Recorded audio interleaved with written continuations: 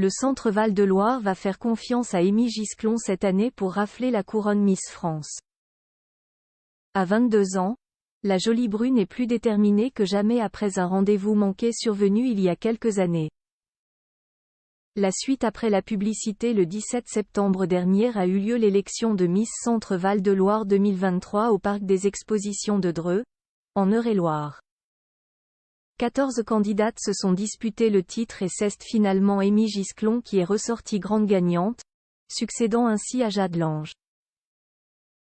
À 22 ans, la jolie brune a forcément été très émue en étant sacrée, ayant une pensée toute particulière pour sa mamie, sa première fan.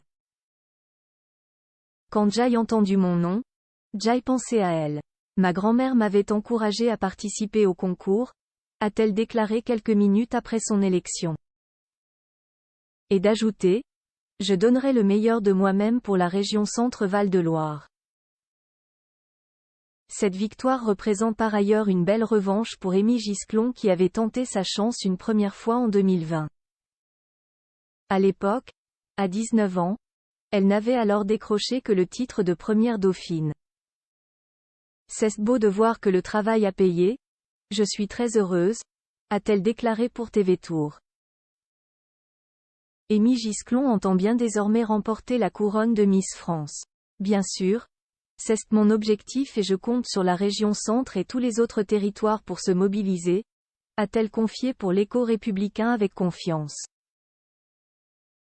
Si elle est élue, Amy Gisclon devra mettre entre parenthèses ses études en direction artistique.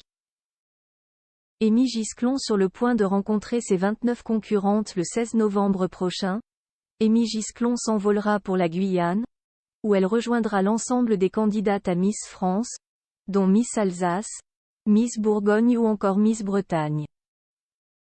Je suis si impatiente et excitée à l'idée de rencontrer les filles et l'ensemble des équipes qui vont nous accompagner pendant ce mois de préparation, s'est-elle réjouie sur Instagram en marge de ce traditionnel voyage préparatoire.